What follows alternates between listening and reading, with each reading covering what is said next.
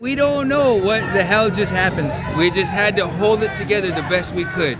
It's Commemoration Day, June 26th, 2021, the 46th anniversary of the Oglala firefight, and Chase Iron Eyes was just on stage in front of a crowd of 10,000 at the Black Voters Matter rally, a block from the iconic Capitol building in Washington, D.C.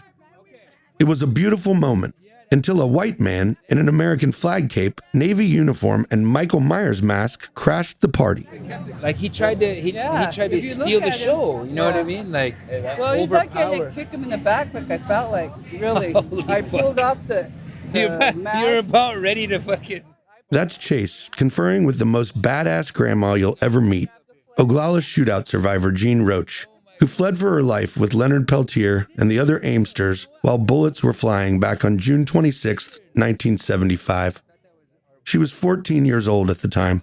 I pulled the mask off and then Cammy grabbed the flag.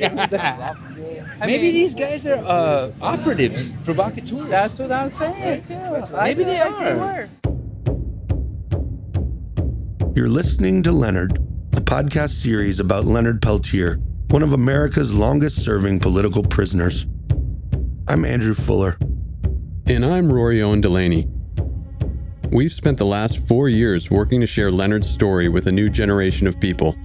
Who he is, how he ended up behind bars, and why we believe he deserves to go free.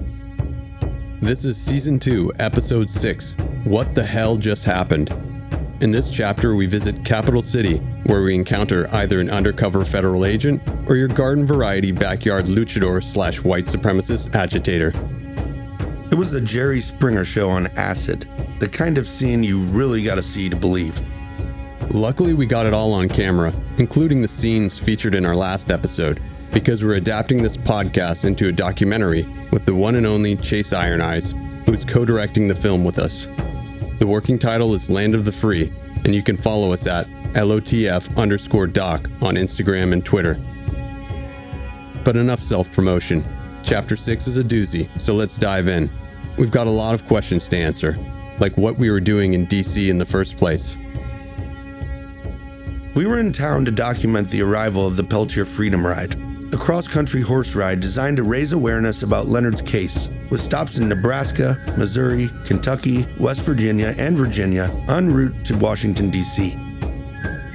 We were also there to amplify the Peltier Defense Committee's efforts to renew both congressional and public interest in Leonard's clemency petition.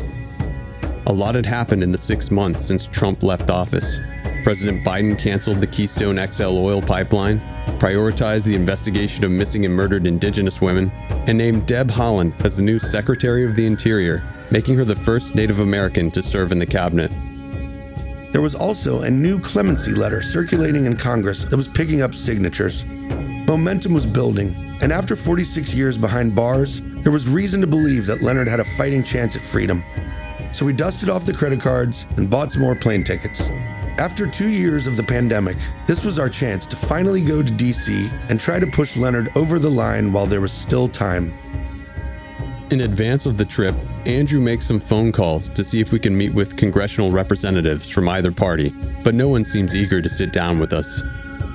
Rory pulls the short straw and agrees to contact the FBI. After changing into clean underwear, I phone the Bureau's media department, where a voice recording instructs me to submit our interview request in writing. So that's what he does on Thursday, June 17th. My name is Rory Owen Delaney. I'm producing a new documentary about the case of Leonard Peltier. The film will update his story for a new generation in the context of the growing movement for criminal justice reform, racial equity, and Indigenous rights. We'll be doing some filming in the DC area from June 23rd to 27th, 2021, and would like to interview someone from the FBI to get your perspective on the tragic events of June 26, 1975 and the surrounding controversies. The ultimate goal with the project is to promote healing and reconciliation in this country and around the world. Thank you for your consideration.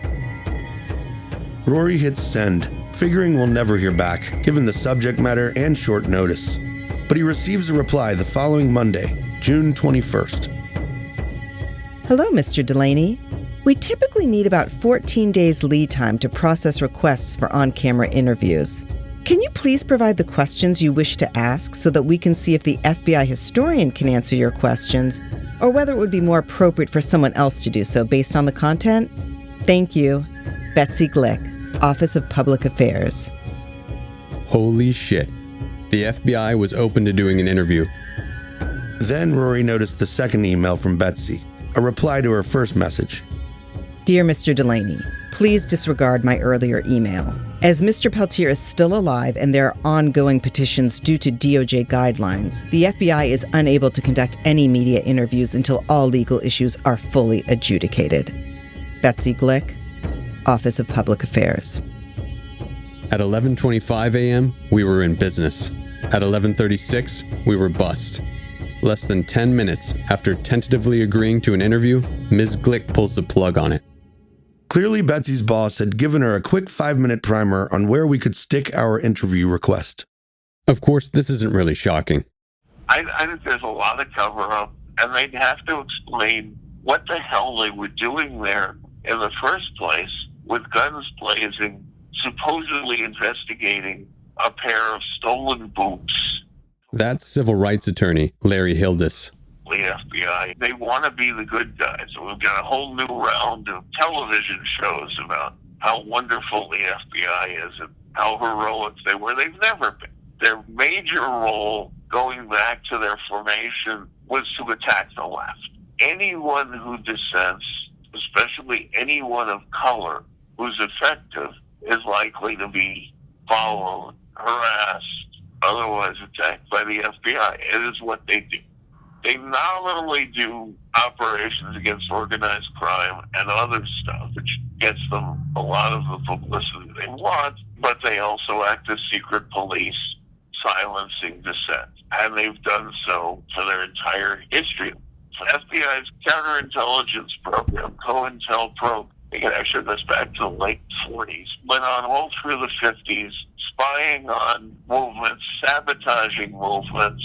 They went after MLK. They went after the civil rights movement in general through letters that they wrote and made up and sent, trying to persuade King to kill himself. When FBI wiretaps revealed Martin Luther King was having extramarital affairs, the Bureau penned anonymous letters as part of a campaign to try to harry MLK into killing himself. When he didn't take the bait, some, including many in the King family, believed the FBI engaged in a high-level conspiracy to assassinate him in April 1968. Civil rights icon John Lewis agreed. In his words, quote, "I think there was a major conspiracy to remove Dr. King from the American scene." This kind of shameful behavior was far from an isolated incident. The Bureau was busy targeting other progressive activists of color, too. They went after black nationalists, pitting groups against each other by informants, trying to do everything they could to shut down student activism, the women's movement, the gay rights movement, the Chicano liberation movement, etc. And when they had to, resorting to military force, murdering Fred Hampton and Mark Clark in their apartment in Chicago, the leaders of the Panthers. In 1967, Fred Hampton was classified as a radical threat by the FBI, who sought to subvert his activities by placing an operative in the local Panthers organization and sowing disinformation. On December 4th, 1969, Fred Hampton was drugged, shot, and killed in his bed during a pre-dawn raid at his Chicago apartment. While more than 90 gunshots were fired in the assault by law enforcement, the occupants fired only once. Although initially ruled a justifiable homicide, today many consider Fred Hampton's death an assassination at the FBI's initiative. A lot of this came out because a brave group of activists, the People's FBI Liberation Movement, burglarized the FBI office in Media, Pennsylvania, and came up with thousands and thousands of pages documenting the spying and the sabotaging of groups and disrupting rallies and attacking people in their homes. And a lot of that came out then in the media. Frank Church, who was Democratic senator from Idaho, was the head of the Intelligence Committee, then held a series of hearings. In 1975, the Church Committee, aka the United States Senate Select Committee to study governmental operations with respect to intelligence activities, was formed to investigate abuses by the Central Intelligence Agency, National Security Agency, and the Federal Bureau of Investigation. And the FBI swore that they would never do this again. And then they started right up, and they have never stopped. They went after AIM with guns blazing, as if they were Custer and the 7th Cavalry all over again. They went after Earth First and staged stings and arrested people who had done nothing. And on and on and on and on until the present day. They list Black Lives Matter and groups aligned with them as dangerous extremists and domestic terrorists who they will take action to neutralize. So COINTELPRO was a specific operation that they engaged in. It is tactics that they still engage in. We'd love to share the FBI's position on COINTELPRO, Leonard Peltier, and what went down at the Jumping Bull Ranch, but they're taking the fifth, and the show must go on. On Tuesday, June 22nd, we fly into Washington, D.C., where one of our favorite podcast listeners offered up her place in DuPont Circle if we tended to her demonic cats while she was out of town. On Wednesday, June 23rd, we head off in search of the Free Leonard caravan, but they're on the move, and between numerous street closures and a novice Uber driver, it's looking hopeless. That's when we spot the procession in the distance and bail on our ride. Andrew watches our stuff while I take off on foot and run up on a small red car with Free Leonard Peltier soaped in every window except the front windshield. Behind the wheel is Carol Goki, the new acting director of the Defense Committee at the time. Carol tells Rory the caravan is en route to their permitted space near the Smithsonian's Native American Museum on the National Mall. For those of you who have never been to D.C. and are imagining the mall as an indoor shopping center with a Macy's, a Foot Locker, and a Dippin' Dots in the food court, it's not that. The mall is a landscaped park that sits between the Washington Memorial and Capitol Building. If you've ever watched MLK's Dream Speech or Forrest Gump, you've seen it.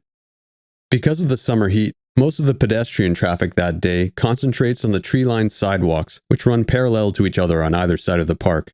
The middle's just a wide open space, and that's where we find 4 Freedom Riders galloping their horses in a loose figure-8 pattern, which isn't something you see every day in Washington, D.C., so a crowd quickly forms nearby. That's where I bump into Gene Roach. Hey, how are you? Good to see you. Where you guys coming from? Los Angeles. Oh, We just got in last night. Really? Gene's been in town for 2 nights, but this is the first day everyone's in the Capitol due to numerous logistical issues, including a broken horse trailer just across the Potomac River in Richmond, Virginia. This horse ride is here in Washington, D.C.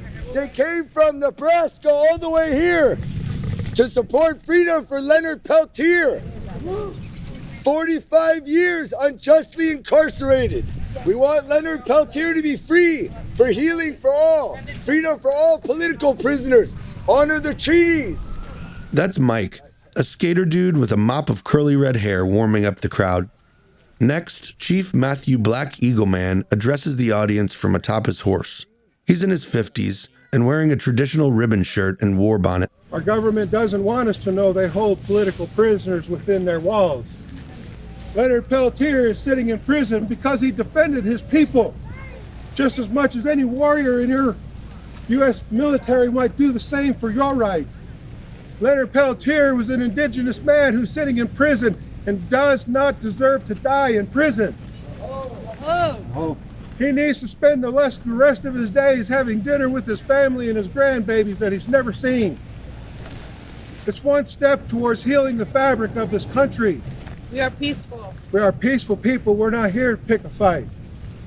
Help us lend a voice to find freedom for the man who is in prison for our rights and freedoms.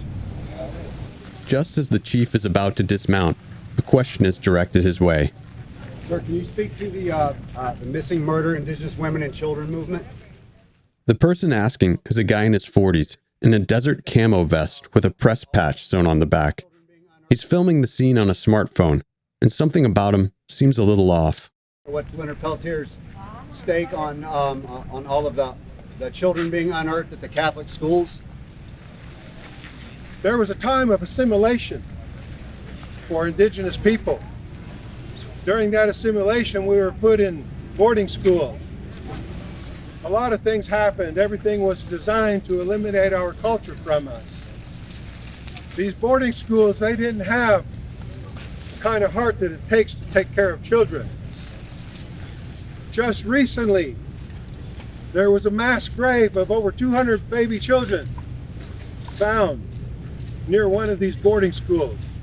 At the end of May 2021, it was international news when the chief of the Tk'emlúps te Secwépemc First Nation announced the discovery of unmarked graves containing the remains of 215 children at the Kamloops Indian Residential School in British Columbia, Canada.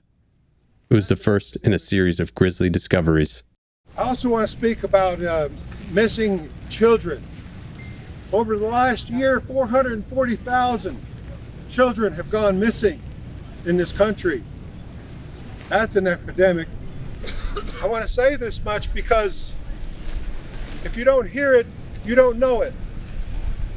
And if you don't know it, you can't help. That's why we're here. I want to say thank you for listening. I love each of you. I love the system that we live under, but it needs help. The children are missing. Leonard Peltier is in prison for political things. The fabric of this nation is frayed. Thank you. As the crowd dissipates, Gene asks if we know any of the press guys. In addition to Mr. Question, the guy mentioned earlier who was filming everything on his cell phone, there's at least 2 other random white guys documenting the scene.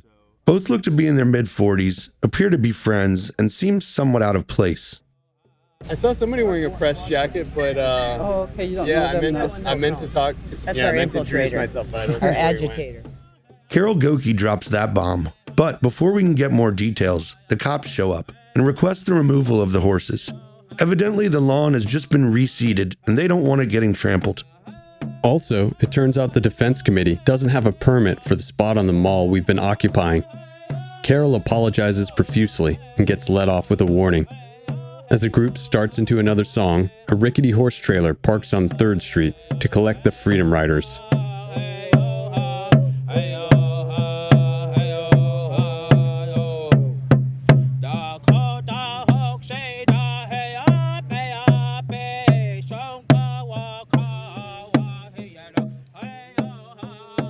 The next day, Thursday, June 24th, we arrive at the Supreme Court to meet attorney Chase Iron Eyes, the son of June Little, a Vietnam and Oglala vet who blew off his hand in the struggle for Indigenous liberation back in the 70s.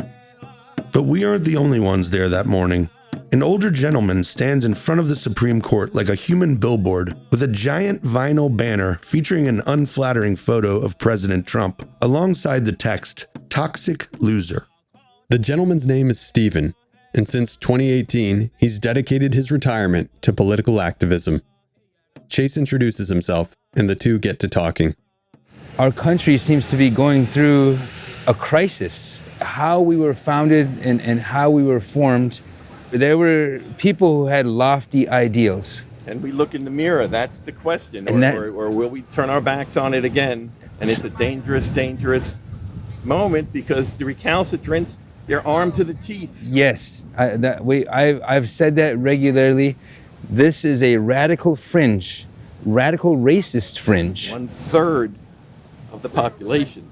And they are well capitalized, they are well armed, and they are not as well organized as they could be, because January 6th could have been a bloodbath rather than just 4 or 5 people losing their lives in the United States Capitol. On January 6th, 2021, a mob of 2,500 Trump supporters attacked the Capitol building in Washington, D.C. in an effort to disrupt the counting of electoral votes that would formalize President Biden's victory. 5 people lost their lives in the mayhem, and 4 police officers who responded to the attack later died by suicide. Hundreds more were injured.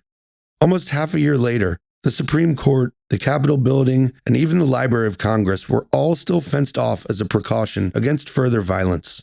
The violent, deadly insurrection on the Capitol 9 months ago, it was about white supremacy, in my view. The rise of hate crimes against Asian Americans during the pandemic, and the rise of anti-Semitism here in America and around the world. The through line is that hate never goes away. That's President Biden speaking at the Martin Luther King Jr. Memorial in Washington, D.C. on October 21st, 2021. The visible presence during the insurrection of Confederate flags, a gallows, a hangman's noose, and an Auschwitz concentration camp t-shirt supports the president's thesis. In fact, white supremacy ranks as one of the biggest domestic terror threats in our country today, per the Justice Department, and with good reason. In 2015, in Charleston, South Carolina, 9 people were shot to death by a white supremacist during a Bible study at one of the oldest black churches in America. In 2019, in El Paso, Texas, 23 people were shot to death by a white supremacist at a Walmart in the worst attack on Latinos in modern American history. And in 2022, 10 more people were shot to death by a white supremacist at a supermarket in a black neighborhood of Buffalo, New York. We are now, as a country, deconstructing our racist and genocidal foundations. And fortunately, there are a lot more non-racist people in the country. Which is exactly why they're trying to suppress the vote. They talk a big talk. But January 6th showed the country that they're not where they want to be. They think they can snap their fingers and mobilize and engage in some guerrilla urban warfare. It's hard for settler colonists to engage in guerrilla warfare by definition, but the Steve Bannons, the Proud Boys, the people who talk that kind of rhetoric, they're not as strong as they appear to be, because they would have made a move. But so much of it is based in fear, the hatred and the fear. Not to forget that they're frightened of being, as they see it, displaced from their perch. By 2044, experts predict the current majority ethnic group in the United States, non-Hispanic white people, will become one of multiple minorities in what some have dubbed the majority-minority milestone. We have come a long way as a country with Black America, with Indigenous America, with every race, color, creed. We're now recognizing that those classifications are just superficial. We're human beings, brother. And I know that you recognize that. I know also that you love this country. I love this country.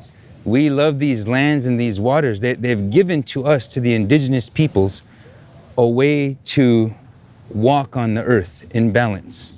And now I believe that all Americans can wake up to that truth. And we can do this together. So I just wanted to come say hi and thank you for doing what you're doing out here. Thank you, because if we can become that beacon, if we can have the courage to reach for those ideals, that idea of America, we can be a beacon for the world. Because I look at someone like Trump and I say, this asshole is a threat to the species. That's not an understatement, my man. This is our lives. This is it. This is the moment. Chase and Steven make salient points, and their conversation leaves us wondering if the so-called press team we came across yesterday was possibly playing for the other team, especially their ringleader, Mr. Question, the agitator. What was up with that guy? After the break, things get fishy. Hello, Ani. This is Louise Erdrich. This is Amy Nelson. This is Tom Morello. This is Connie Nelson. This is Eugene Braverock. This is Peter Coyote. And you are listening to Leonard. A podcast series about America's longest-serving political prisoner, Leonard Peltier. Power and prayers to the man paying the price of the crime of being indigenous in the 20th and 21st century. We continue to support Leonard with our solidarity and love in the hope that he will be where he deserves to be, which is free. Together, we can finally send Leonard home to his family and friends to live out his remaining days, painting, writing, and enjoying his freedom. The White House comment line is now open. You can wait for a volunteer or leave a recorded message by calling 202-456-1111. Leonard says, if they've done this to me, they can do it to you. Until Leonard Peltier is free, none of us are free. People, lend your voices. Let's be heard. End the injustice. Hashtag Free Leonard Peltier, America's longest standing political prisoner. We love you, Leonard. After cooling off with an ice cream outside the Supreme Court, We meet the director of the Peltier Defense Committee, Carol Goki, on the mall where she's setting up an information booth in the shade of the trees not far from yesterday's gathering. One of the big things I wanted to do with Leonard was to work on his health. So I was able to get a geriatric doctor to listen to, what's going on with him. But she said just by the fact that he's lost so much weight, he may have prostate cancer. He's got the signs. They need to know now that Leonard needs to be set free, and we don't need to wait. So we've got to keep pushing.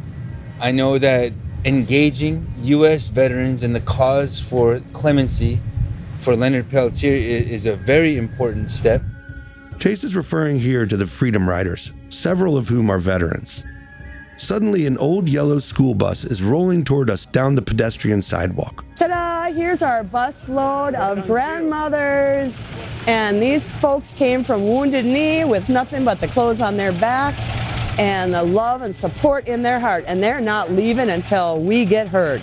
As folks get off the bus, Chase recognizes some familiar faces from Pine Ridge. Did you jump on this bus from the knee or what? Did you? All right, man. What the heck? I was like, I know this guy, whatever. And then I was like, from the knee, man. Watch, stay, man. Gene kills the music and gathers the group of mostly Native Americans into a circle. There's no sign of the Freedom Riders or Mr. Question, Carol's agitator. So I'm open to decide what you guys want to do this afternoon. The bus can be in front, now this place is all closed. We're not going to be able to access to talk to anybody unless you have a connection. But that's why we put right on top of our bus, Free Leonard Peltier. So anybody standing above us, the snipers, whatever, they have a message. So that was our thinking. We had another sign, but didn't work out. But yeah. Gee, let me just add, my name is Chase Iron Eyes. Lila Taya Yahipelo. It's really good to see everybody here. But if we stick together, we can be visible. Yeah. So I really I want to stress that whatever we do, we should talk about it and just do it together. I'm willing to support all of that. After the group circle, people return to catching up. Are you from this country here? I took citizenship in 2003. Okay, all right. Yeah, well, I'm from Peru, the Incas. Yeah. They are my ancestors. Chase engages a tourist who stops to check out the information booth. He'd seen the horses trotting through town yesterday and had taken some photos. I don't know if you've ever heard of the Sioux Nation. Yeah. Yeah, that is where I'm from. And so they split us up into all these different, what they call reservations. The history repeats itself when the Spanish from Spain went to South America, Mexico, Central America, South America. In the 1500s, they committed genocide. They killed Indian Peruvians because they didn't want to convert into Catholicism. Yes. If you didn't take Catholicism, they declare him that they were worshiping the devil. Yeah, a heathen, barbarian. Barbarians, and because of that, they killed them.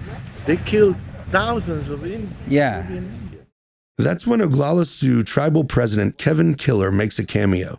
President Killer is in D.C. to attend the National Congress of American Indians. He's in his early 40s and wears his traditional long hair with a blazer and a bolo tie. Gene fires up the sound system. This is the president of the Oglala Sioux tribe, Kevin Killer. They just recently passed a resolution in support of Leonard Peltier's freedom, and he's also made a proclamation on June 26th to be Leonard Peltier Day. I'll let him explain that. A few days earlier, President Killer had officially proclaimed June 26th Leonard Peltier Day. Now, tribal workers will get back-to-back paid holidays for Victory Day on June 25th in celebration of Crazy Horse's defeat of Custer and the 7th Cavalry, and June 26th for Leonard Peltier Day.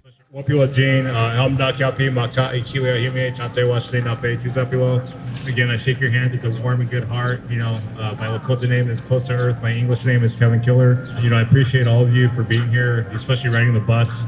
I know that the bus actually stopped in Wounded Knee and picked up some of our constituents. So, thank you for making that effort, and thank you for continuing the fight. I'm out here in support because I know that Leonard is having health issues. And, I get the updates from my auntie I, and, and he just offered some condolences on Crow Dog. Hopefully we'll have some movement this year. So again, I appreciate all of you for being here. You know, we're here in full support. So what we want, that's 201.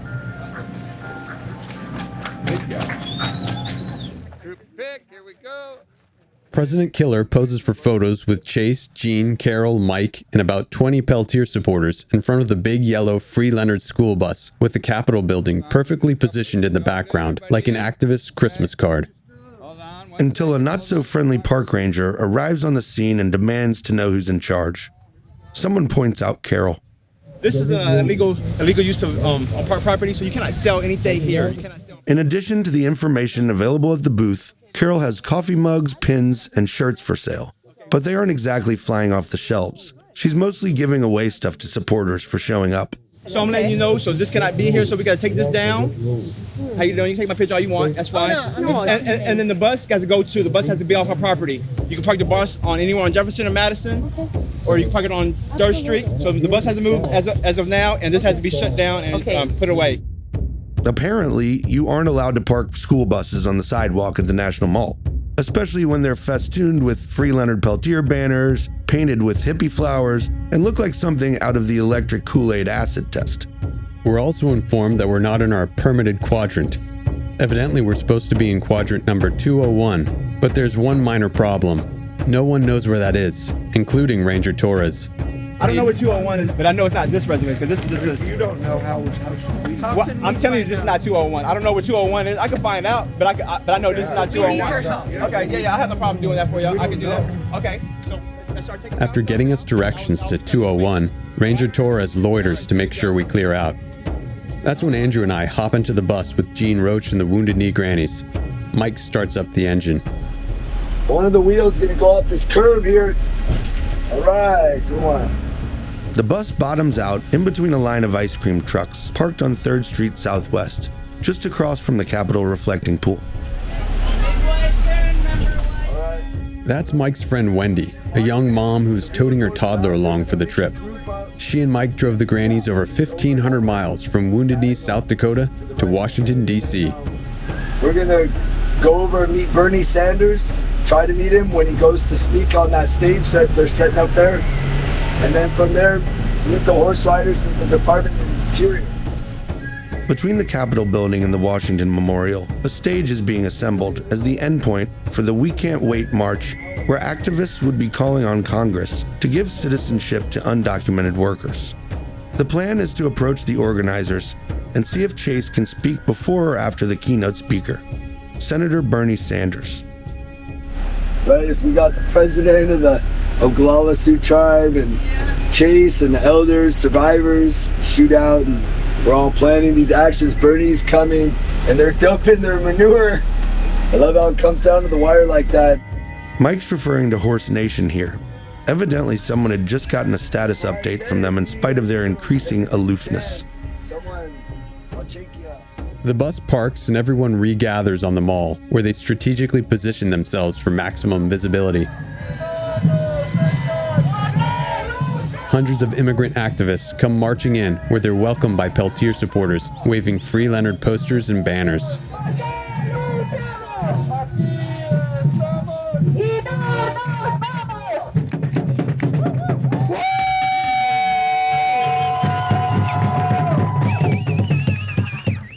What's up, y'all? I'll just tell a little bit about myself. My name is Bo. I'm an undocumented immigrant from Thailand. I don't qualify for DACA, and I've been waiting for a long time for the citizenship. But more than anything, I've been waiting for this access to healthcare, access to work, access to education, access to see my family, my mom, my parents, who I haven't seen in 10 years.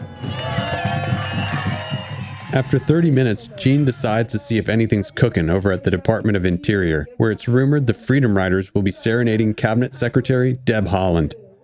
We leave our trusted cohort, Chuck Banner, from the Lakota People's Law Project with Chase, in case he's given an opportunity to speak, and hitch a ride with Gene. Yeah, that park pig, he's sure a hot shot, huh? See him out there again? Hope they get to talk. It's a lot of crowd.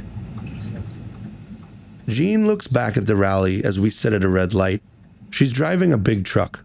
Rory rides shotgun, I'm in the back with Jean's friend Lana. They're all fighting to be Americans, but we're fighting to not be part of them. So good though, they need to have some stability. But we were in charge, they're already welcome. And the United States government treated them wrong by taking their kids, just like they did to our children in the residential boarding schools. The 215 they found, and we know that number is not accurate. Back at the We Can't Wait rally, Bernie delivers the keynote address. In the front row, just 10 feet or so from the podium, Leonard's supporters are highly visible.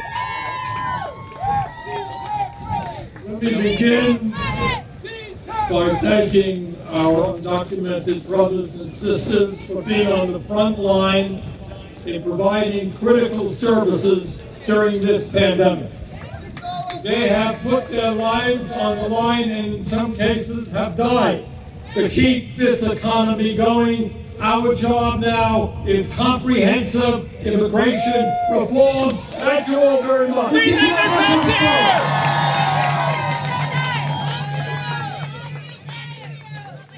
In the truck, we're now en route to the Bureau of Indian Affairs at 1849 C Street Northwest, after rocking up at the Department of the Interior and finding no sign of Horse Nation. Okay. Should we get an FBI shirt? Should we go X on it?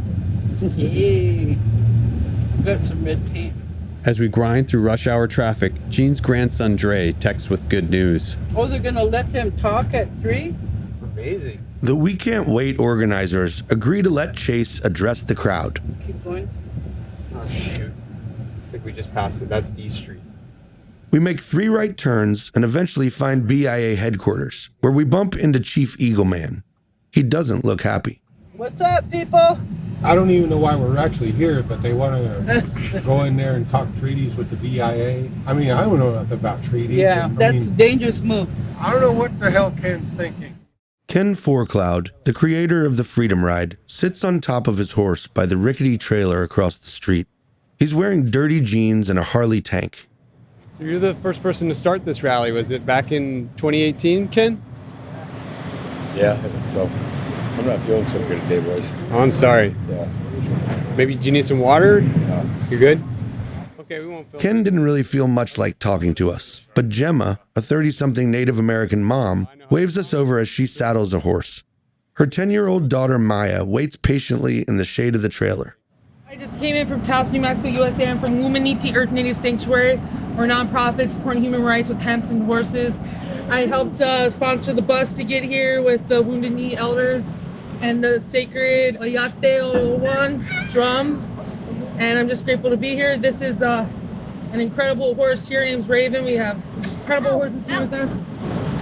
Hoping right now to somehow get in a meeting with Deb Holland. And we'll see you there. Free Leonard Peltier, Freedom Riders 2021. As the Secretary of the Interior, part of Deb Holland's duties include overseeing the Bureau of Indian Affairs. But back in April 2020, while serving as a congresswoman from New Mexico, Ms. Holland co-wrote a clemency letter on Leonard's behalf to President Trump. So that's why Gemma, Ken, and Horse Nation are hoping to get her ear today. We trail behind the Freedom Riders as they climb the front steps of BIA headquarters and park their horses by the front door. Within moments, security is on the case. Take it to the street. Today, Americans, we've come to speak with Deb Holland. We're here right now to perform a religious freedom ceremony. These are our lands, and we have come here and please call Deb Holland. Please call Deb Holland down. Please call Deb Holland. We're here. We have our sacred chanupa. We're here to have a meeting with Deb Holland. Please tell Deb Holland that we are here. We're the Leonard Peltier Freedom Riders 2021. Please tell Deb Holland we are here. At this point, there's about 10 of us on the front steps of BIA headquarters. Gemma, Ken, and a younger gentleman are all on horseback. The rest of us, including Chief Eagleman, are on foot. This is the same BIA building Russell Means, Dennis Banks, and Leonard Peltier occupied for a week back when President Nixon was running for re-election in 1972. The incident was the precursor for the 71-day occupation of Wounded Knee in 1973, which still stands as the longest civil disorder in American history. Who's in charge? Who's in charge out here? We're all in charge. We're all a group. We're all one. That's Ken. We should also mention here that 2 of the press guys from yesterday are back documenting everything on their phones again. Their ringleader, Mr. Question, Carol's infiltrator, is MIA. We have come here for our own human rights as being Native Americans, and this is the Bureau of Indian Affairs, and they should be able to help us hand in knee because we are Native American Indians here. The commotion sends a pasty bureaucrat scurrying out of the building. He promises to send someone out to talk with us if the horses are removed from the stairs. The Freedom Riders comply, and the pencil pusher disappears inside. But as the minutes tick on, and it becomes clear neither Deb Holland nor anyone else of any significance is coming out, Ken loses his temper and takes his frustrations out on the hapless security team. What is your job? Just wait for the gentleman to come What is back. your job? Sir. Can you do your job? If you don't identify me, you're nothing to me. You're just a man standing with a fucking gun. That ain't shit. Okay, sir. Why is Deb Holland not down here? What, do I need to be Mariah Carey or Taylor, they something? can't identify themselves. After 20 minutes or so, a different pasty bureaucrat emerges and engages with Ken. You're trying to make trouble now. You're a tyrant too, if you're sticking up for this bullshit. You guys need to write a letter. We've written letters. They've done it. They don't respond. We've written letters all the time. Deb wrote a letter herself last We year. write letters. It's a slow process. You It guys is. can't give up. Never have, never will. All right. Meanwhile, back at the We Can't Wait rally, We, the indigenous nations, the indigenous peoples, Pueblo Indígenas, we know that there are no illegals on stolen land. We come here in support of clemency and freedom for one of the United States political prisoners. They try to keep him quiet, they try to push him under the rug, but we cannot let him be ignored. His name is Leonard Peltier. Thank you for giving us this time. My relatives, thank you. Madakuye Oyasi. Aho. Wow, that was good. After the break, things get even weirder.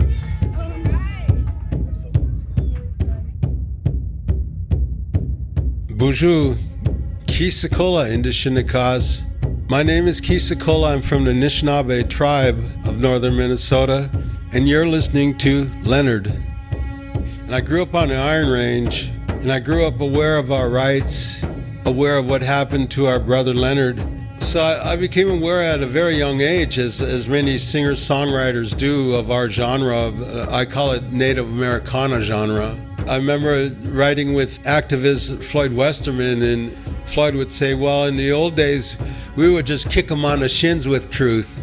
And he says, Keith, you're kind of like a Pied Piper. You make them follow you. And my approach has always been this way, a metaphysical approach.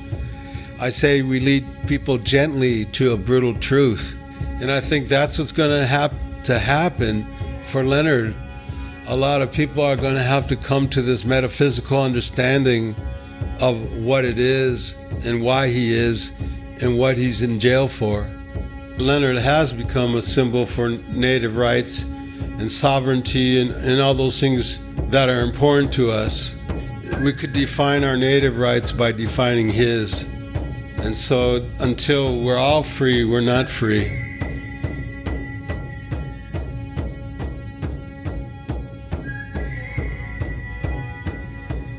It's Friday, June 25th, 2021, the 145th anniversary of the Battle of Greasy Grass, aka the Battle of Little Bighorn.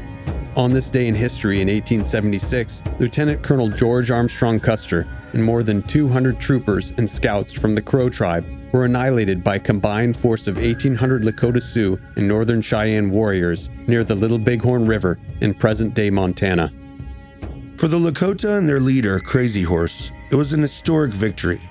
For the United States, it was the first capture of an American flag on U.S. soil since the War of 1812 with Great Britain. To this day, many Lakota are convinced that the massacre at Wounded Knee 14 years later in 1890 was in part a retaliation for this humiliating military loss.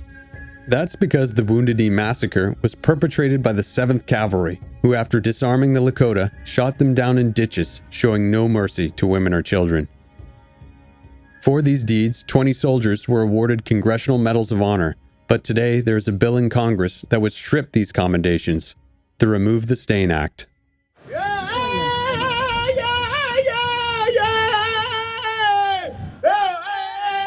Today, the Buffalo Soldiers Association is proclaiming their support of the legislation and apologizing for their role in the Wounded Knee Massacre to the surviving family members who have traveled all the way from Pine Ridge for the event.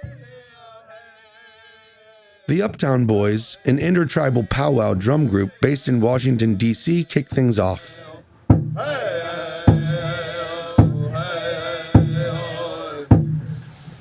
With solidarity and reverence, the Buffalo Soldiers Associations, on behalf of our members, families, and friends, and the descendants of the 9th and 10th Cavalry and the 24th and 25th Infantry Regiments of the U.S. Army, proclaim our unwavering support of our Native American brethren and stand for the sentiment embodied in the Remove the Stain Act. Buffalo Soldier was the nickname given by Native American tribes to the Black Cavalry who fought in the Indian Wars. It's also a super dank Bob Marley classic. We honor soldiers of all colors, national origins, and religions, and we pay our most heartfelt respects to the Native American veterans whose heroics are honored by the solemn National Native American Veterans Memorial that we are blessed to preside at today. The suffering at Wounded Knee Creek has in some ways passed across generations. We know too well that people can remain traumatized today by the atrocities that occurred long in the past. We just mourned the centennial passing of the Tulsa Race Massacre in 1921, in which a neighborhood of blacks perished with their homes, promises, businesses, and legacies at the hands of a violent white mob. We also understand how reparations, even symbolic ones, can provide restorative healing. Sometimes old scabs must be torn, revealing painful truths before regeneration can take hold.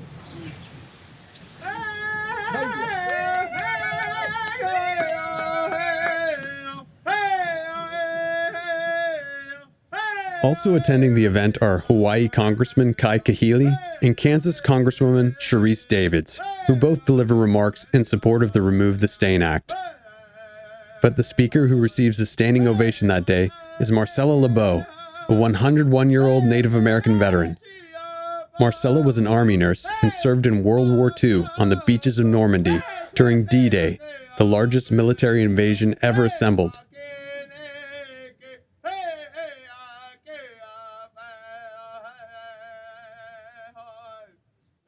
Our people have been through a lot in this country, beginning with the doctrine of discovery. When people came in here thinking all this land was open and free, they gave us the name Indian. We are not Indians, we are natives. So many things have happened to us. My great-grandfather fought in the Battle of the Little Bighorn, rain in the face. They were defending themselves, and they won that battle. And we won that flag. My great-grandfather forebear signed the Fort Laramie Treaty of 1868. They gave him an allotment of land, our land, they gave it to him. He was to stay there, and if he left, he would have been shot as a hostile if he didn't have permission to leave and to come back. But I'm looking to the 7th generation to support Remove the Stain Act. And so this is a great day, and our friends, the Buffalo Soldiers, we're all together now.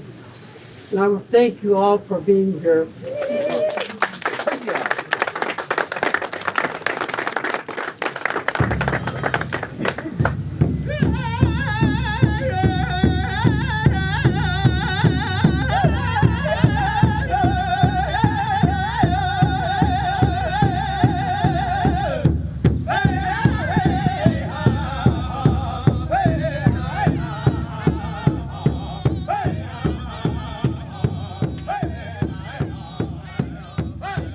We text Gene the location of the event, and the bus drops off around 20 Peltier supporters in red Free Leonard t-shirts, just in time for the group photos. During a lull in the action, Gene catches up Chase on developments with the Freedom Riders. You know, there's positive to it because they're doing I guess they did the thing at the Department of Interior yesterday while we were doing the DACA thing. The horses add the extra spiritual coming together. horse nation right there. You know? When we first walked that first day, they showed up 2 hours late and we were waiting. And that guy's like, be here by 8. I'm going to be here. You guys come or not, we're going. Okay, well, we're there at 8 or 7:30. I think they showed about 9:30 or 10. But they took off like, when people are walking, can't keep up with horses. Right. So, I don't know if that was on purpose, but it felt like it was. Yeah. And then they sent they sent another paper, because he has those 3 guys that you guys seen were press, and there's 2 other ones. The day before, one of the so-called press guys said they were with the Veteran Liberty Network. Ever heard of it? Well, neither had we. But the organization was registered in the state of Arkansas in late April 2021, and their website is coming soon. They came and they brought a paper to us that they wrote a letter to all these people and signed it, Chief Ken Forcloud. And we're like, who's that? You know, don't start naming yourself up here. That was the first red flag. Why? Because he's not a chief. And just because he rode doesn't make him a chief. He don't even, respect the people. Really. I always put sub-chief on my title. Oh, I forgot you were a chief. Sorry. I put it in quotations. There were other red flags with the Freedom Riders too. Gene got a call from a concerned friend after their speaking engagement in St. Louis, which was selected as a stop on the tour because it's the home of the United States Court of Appeals for the 8th Circuit. The same federal court that gifted us Supreme Court Justice Brett Kavanaugh is where Leonard's appeal for a new trial was denied back in 1984. When I started hearing stories from one of our organizers at St. Louis that they were walking on the mounds with the horses, which is basically a gravesite. And I'm like, what the heck's going on here, And that Jackson guy was the main talker, and he didn't say anything about Leonard. And I said, really? And she said, yeah, I even asked the girls I was with, did he say anything about Leonard? And they go, no. And that's why I decided that maybe we should make sure and come. That Jackson guy is Cash Jackson, aka Mr. Question, the suspicious character with the press patch who was filming everything on his phone, the one Carol called an infiltrator and agitator. Cash is the face of the Veteran Liberty Network, and from what we could decipher, he was staying with the Freedom Riders and the Defense Committee at a motel in Rockville, Maryland. I told them that we don't allow no drinking, first of all. Like, come out of the motel, sitting outside the big old jug of MD 2020, hello, that's res. Gross. Yeah. And then someone else found the bottle of CLC in one of the grass areas. So, yeah. But then he comes up and asks like that, well, what do you want to do today? I'm like, I don't know, go to the White House. So, we'll see at 2. What time is it? Noon. The tentative plan is for the supporter groups to converge on the White House around 2 p.m. Rory and I split a rideshare back to the Eaton Hotel to drop off Chase, who has to take care of some business for the Lakota People's Law Project. While we're in the middle of grabbing some lunch, Gene texts and lets us know that shit is going down at the White House, and the cops are threatening arrests. We should clarify here that Gene and company aren't actually at the White House. They're across the street at Lafayette Square, a 7-acre public park that sits directly north of the White House on H Street. When we get there, Mike fills us in on what we missed. We called them out real loud with the loudspeaker, and they actually came out. About 30 people came out of the front door. Yeah, they came out, and we called them out for genocide, for slavery, for failure to honor the treaties, failure to offer reparations to African people, for destroying the earth, for Leonard Peltier being imprisoned, for the Bureau of Indian Affairs and the whole boarding school system in the 19th and 20th centuries. We begged them to please begin the healing by freeing Leonard Peltier. The horse riders are on the move after the park police dispatch animal control. They leave the park, they might not be able to get back in. That's Frank, part of the crack press team covering the Peltier Freedom Ride for the Veteran Liberty Network. There is no sign of his colleague, Mr. Question, i.e. Cash Jackson. Free Afghanistan! As Horse Nation retreats, hundreds of Afghan Americans converge on Lafayette Park to protest the withdrawal from Afghanistan, which was slated to be completed by September 11th, 2021. We find Jean nearby on a park bench in the shade with Lana, her wing woman. What's the plan now? Nap time for grandmas. It's getting hot. Yeah, we're waiting for the bus. They're going to pull up there. And what time is it? Anybody know? It's about 3 o'clock, I would guess. Getting close to it. 3:01. Exit up top for me, thank you. What? A bicycle cop rolls by and announces the park's closing. No, I'm sitting here like that. I'm ready for my bus. We're waiting for the bus. They're escorting everybody out. They're corralling them up and pushing them out of the park to close. So now the Freedom Riders are going up to the Capitol. The police empty Lafayette Park and lock up behind us. That's when the bus rumbles into the frame, leaving Andrew and I with a decision. Follow the Freedom Riders or roll with the grannies. The choice is easy. This guy's pointing at us. Let's go quickly, guys. Come on, let's get these sardines in here. A traffic cop is bugging Mike to get the bus out of a no parking zone, but he's still loading passengers.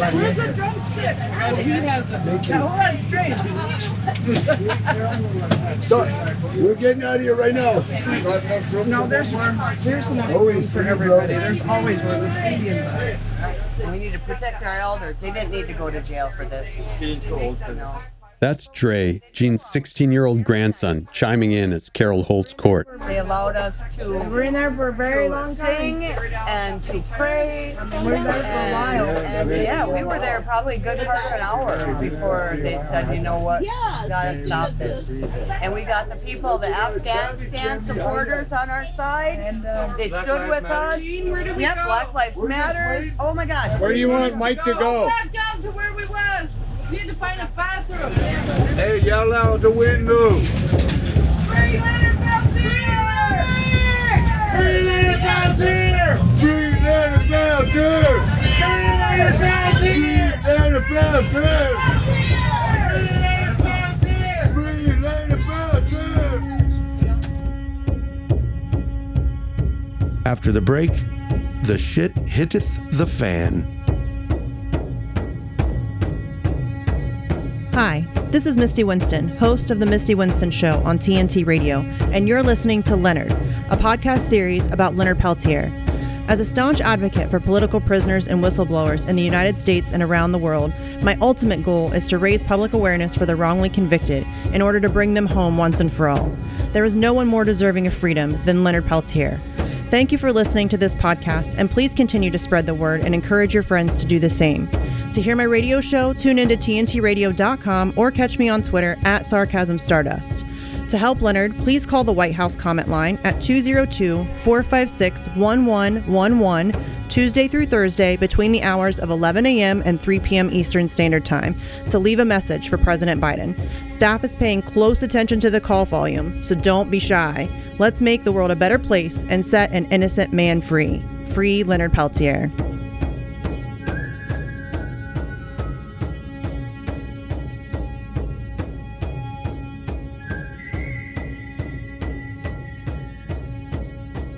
It's Saturday, June 26th, Commemoration Day, the hottest, most humid day of the week, reminding everyone why DC is nicknamed the Swamp.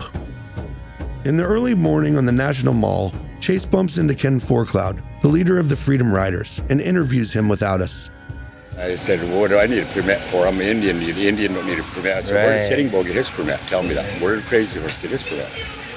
And they said, well, it's the health certificate part of it. And then I mentioned them, did they have health certificates in 1492 when they came over here? Right. What the heck is going on here? We must have lucked out again. There's some big production going on here. About 300 yards away, Teamsters are assembling a very large, elevated bandstand. Looks to be like a Black Lives Matter type thing or another. I see that thing that says Black Boats Matter. Somebody paid a lot of money for that stage. Yesterday, too. So that's why we came here again. Then out of left field, Ken brings up Carol. I guess he needed to vent. Carol. Goki. Goki, yeah. She's been nothing but trouble for me. I don't even want to. Oh, no. Okay, all right. I'm serious. She just divide the group and stir the pot and stir up shit. She won't, every time Leonard calls, she'll get up and run out the door. She won't let me talk to him. And I think she's lying to Leonard and whatever Leonard's saying. Shit, I didn't know that. She started a hate campaign against Cass Jackson, a good buddy of mine. Cass Jackson, of course, being Mr. Question, the infiltrator posing as press. Evidently, Cash is a Navy vet who met Ken at Standing Rock during the Dakota Access Pipeline protests, but we hadn't seen the guy anywhere since his day one cameo. So we're not allowed at their events, so I said, fine, I'll sleep in the ditch and eat grass. I'm used to it. The rift between the two groups had come to a breaking point, and the Defense Committee had banned the Freedom Riders outright from all future events. Of course, we had none of that intel because we were on the other side of the Smithsonian Native American Museum talking to Carol on a triangular plot of land we believe is the mythical Quadrant 201. Today we're setting up for a vigil here at the Smithsonian Indian Museum. We've got some music with us today. We've actually reached out already to Black Lives Matter. They've invited us to their platform at noon. Remember that expensive stage Chase was just rapping about? That's the platform. It's the biggest stage we've seen since we've been in town. We've got the elders a little slow today because we're kind of all really tired and just really exhausted. A lot of walking, a lot of running around, a lot of energy, a lot of screaming out the window, "Free Leonard!" Okay, so I couldn't even talk this morning. So what we're going to do today is just kind of low-key, laid back. We possibly have the Navajo Nation stopping in to show their support, and so Chase is doing his best to round them up and bring them in here. A couple of older stoner dudes are setting up a small portable sound system to provide music and attract passersby. But it's early, and most of the museums are closed, so it's Deadsville.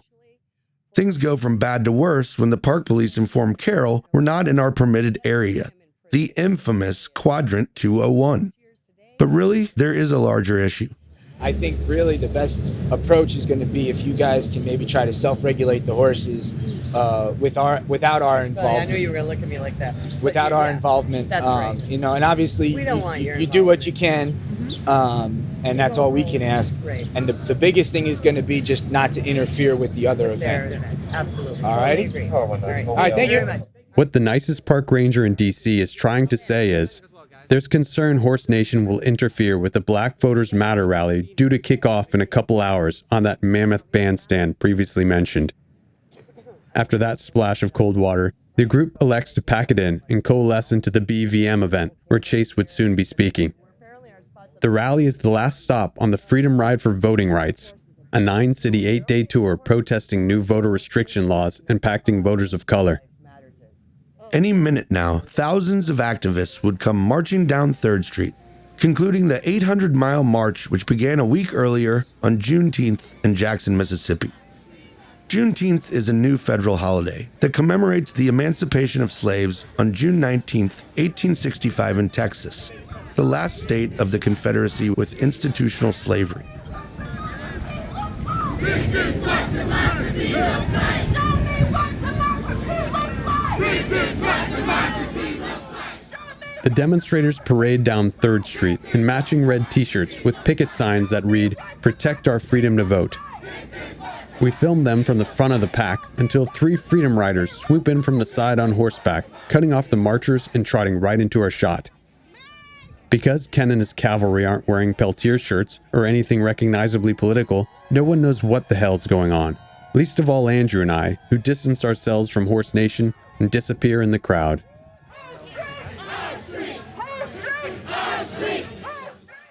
That's when I remember I left our camera bag with the hard drives containing all of our footage under a tree back at the improvised base camp. While I rush back to secure it, Andrew follows the BVMers toward the stage area, where he encounters Ken and the other Freedom Riders again.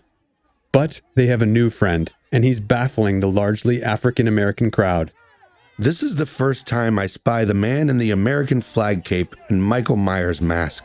He's holding hands with Ken and another rider in a sort of prayer. It was weird. Really weird.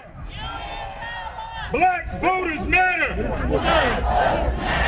Black voters matter! That's the MC for the day, the Reverend Mark Thompson. a prominent African-American political activist, analyst, and commentator who you'll recognize from the cable news circuit. Amen. We've got a whole list of speakers, then we got some go-go music.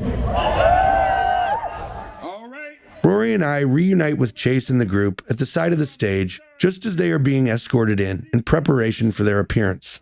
You're gonna follow me, sir. All right. How you doing today? I'm doing great. Wonderful. This is amazing. Excited. That's Jean, and she's not the only one. We're all buzzing. This is exactly who we are. 2 minutes up there, so we'll sing. I'll speak, and then we'll sing for like a minute, and then we'll be done. Chase relays details to Jean's grandson Dre, who's helping to carry the sacred Oyate drum. We all know the story of Leonard Peltier. We also say we're in utter solidarity with all movements for justice. We want to free Leonard Peltier. Everybody say, free Leonard Peltier! Free Leonard Peltier! We welcome now the Leonard Peltier Defense Committee. Chase, Jean, Dre, Carol, Mike, Wendy, the Wounded Knee Grannies, and another 20 or more Peltier supporters take to the stage with the sacred Oyate drum. All freedom to all the people. All power to all the people. We made a lot of progress, my relatives. Kola, Iuha, Ichichia. My name is Chase Iron Eyes from the Leonard Peltier Defense Committee. What you see behind me is all of our relatives. We want you to know that we are in this struggle with you. We know that black is beautiful.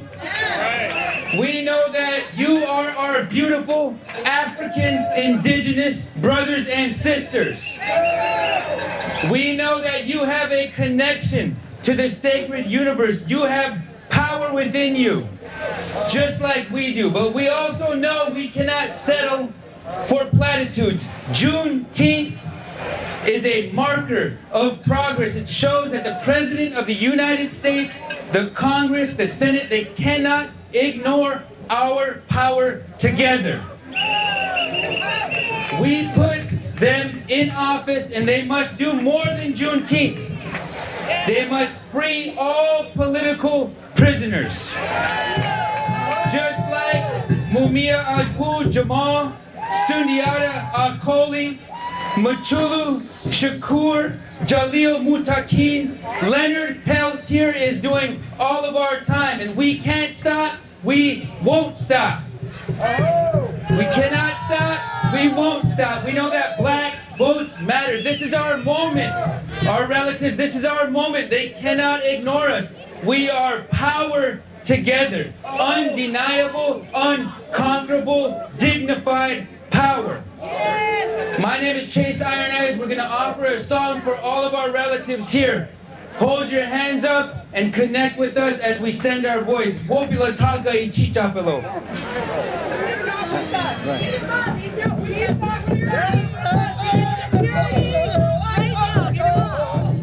Just as Chase concludes his remarks and the sacred Oyate drum begins banging out the AIM song, Captain Cuckoo barges to the front of the stage in his American flag cape, Navy uni, and Michael Myers mask. While security sits on their hands, Gene jumps into action, pulling off Cuckoo's mask, revealing his identity. It's Carol's agitator, the big cheese over at the Veteran Liberty Network, Ken's good buddy from Standing Rock, Cash Jackson. Before Cash can react, Wendy flips the American flag cape over his head and throws his cell phone, wallet, and other pocket remnants into the screaming crowd. Why is he still up there? Why is he still up there? Get him off the stage! Get him off the stage! As this is all unfolding, the Reverend Mark Thompson comes on stage to reason with Cash. That's when Cash starts undressing, drops to his knees, and raises up his hands like Christ at his crucifixion.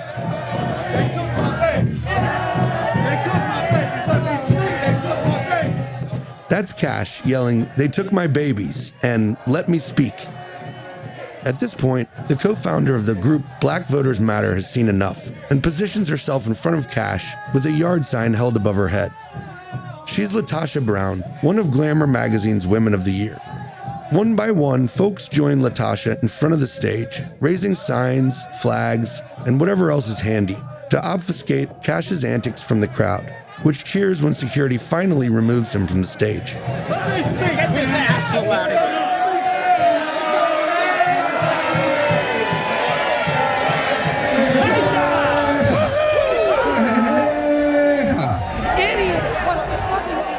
Feel that wind bless you, my relatives. All power to all the people.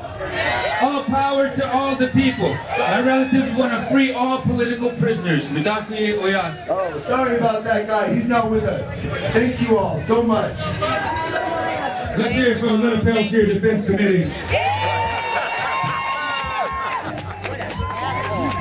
Now, our white brother was up here. Let me just say this. I tried to talk to him. He sounds like he had an issue, but I couldn't get him to focus on it. What so I don't know. Let's try to listen to him. That's Chase walking off stage, in disbelief like everyone there that day. What's going on with him? But I said to him, you know, you can't, it's disrespectful to cut off other speakers, right? And if you have an issue, just tell us what it is and we'll consider whether to join you in unity, all right?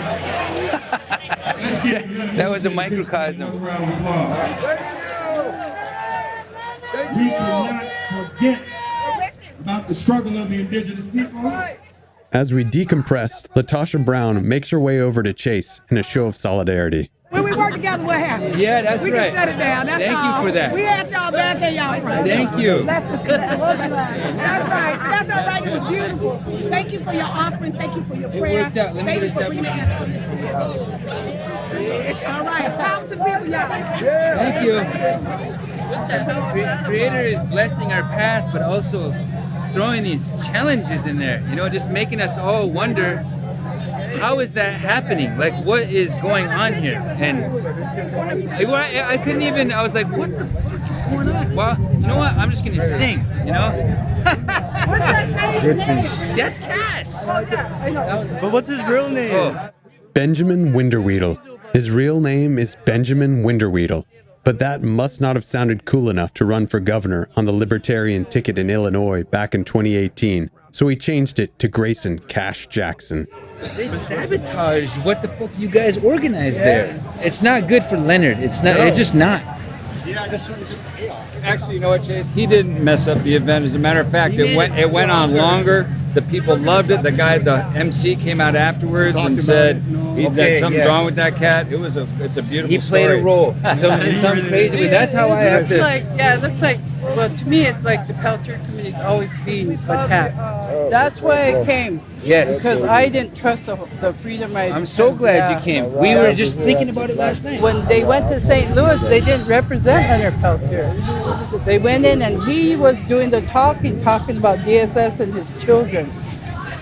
You know, nothing about Peltier. That's why I was like, what the hell? We did some Googling on Benjamin Winterweedle, alias Cash Jackson, and it appears that after his divorce, he was denied visitation rights, allegedly for failure to pay child support and domestic abuse, which is presumably why he changed his name to run for governor of Illinois. Since then, Jackson threatened the lives of 2 judges presiding over his case in family court, threats which landed him behind bars in Arkansas, where he is currently awaiting extradition to Illinois, as far as we can tell. We should also clarify here that Cash spells his name with a K, not a C, the way cool people spell it, i.e. Johnny Cash, Australian tennis icon Pat Cash, or the New Orleans rap supergroup Cash Money Millionaires.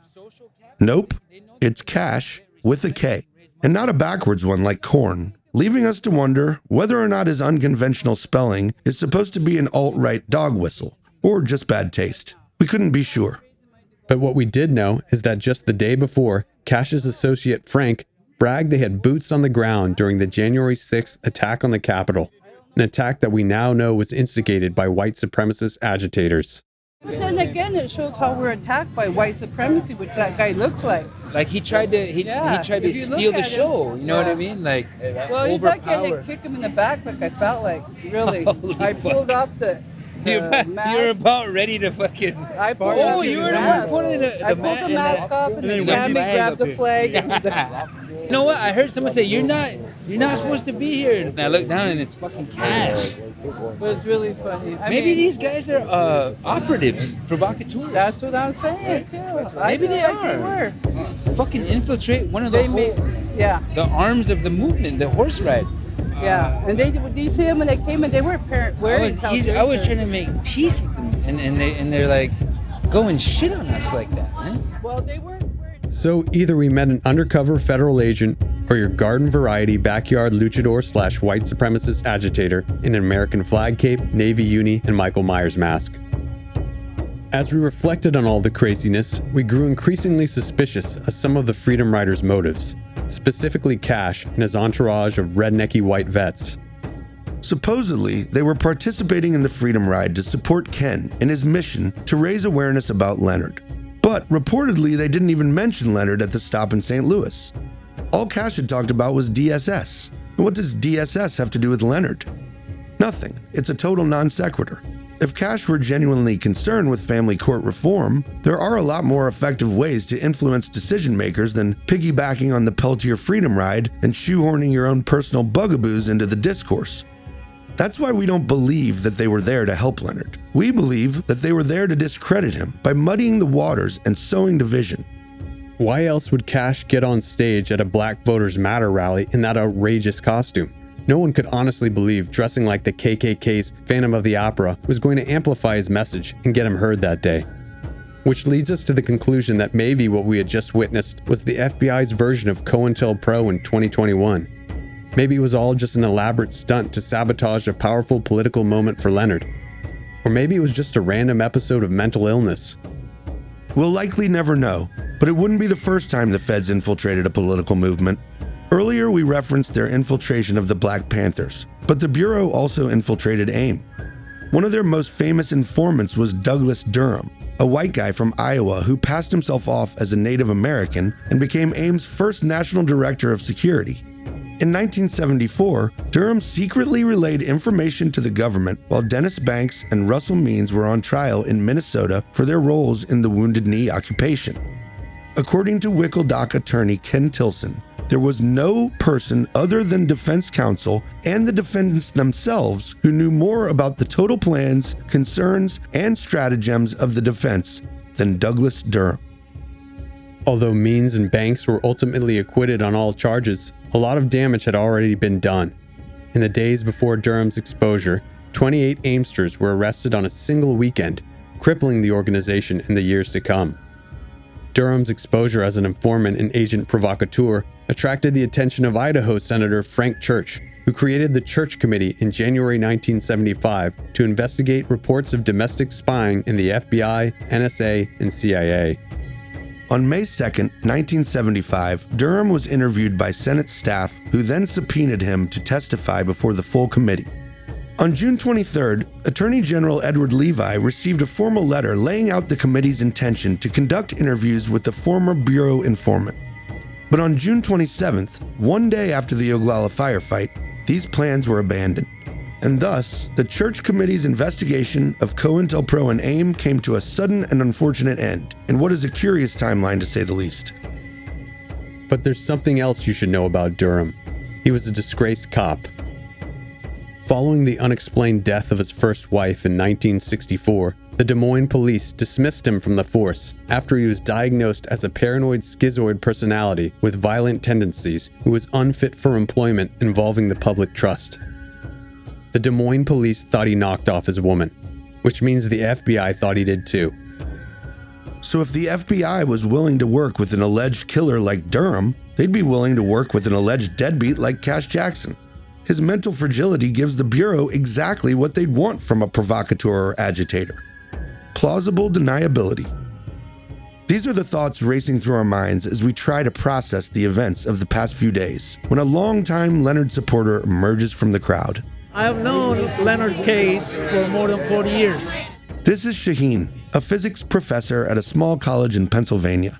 This is the only murder case I know in the United States that he was convicted on circumstantial evidence. That's illegal. And the other illegal thing is that if you are in a federal penitentiary, you have to be located close where your families are. South Dakota, Minnesota there, Florida here. Why? Torture, mental torture. So yeah, I'm an absolute supporter of Mr. Peltier. He is my brother. He is my brother. I even was telling the lady, I'm retiring next year. I'm willing to go to jail if they let him go. Yeah, I'll go to jail, could take a couple of books, because that's all it is. He can go join his family. We were all upset and shaken by what had transpired on stage, but maybe there was a silver lining. Maybe the stunt had backfired. Sure, it succeeded in driving a wedge between the Freedom Riders and the Defense Committee, but it also brought the rest of us closer through a shared experience. Shaheen was living proof. He was energized by everything he'd witnessed. And more of that good medicine is exactly what will be needed to embolden President Biden to set aside the protests of the FBI and, with the flick of a wrist, right an incredible wrong that, after nearly half a century behind bars, would give one man some modicum of justice.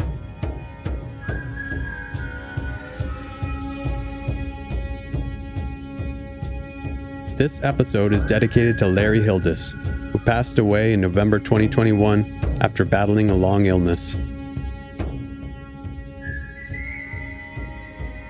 This podcast is produced, written, and edited on Tongva land by Rory Owen Delaney and Andrew Fuller. Kevin McKiernan serves as our consulting producer. Thanks to Wendy Weiner for portraying the FBI's Betsy Glick. Thanks to Bobby Halverson for the original music we're using throughout this series. And thanks to Mike Casantini at the Network Studios for his engineering assistance, and to Peter Lordson and Sycamore Sound for their audio mixing. Special thanks to the hostess with the mostest, Guarina Lopez Davis, for her incredible generosity. And thanks most of all to Leonard Peltier. To get involved and help Leonard, go to whoisleonardpeltier.info or find us on social media at Leonard_pod on Twitter and Instagram, or Facebook.com/Leonard Podcast. This podcast is a production of Man Bites Dog Films, LLC. Free Leonard Peltier.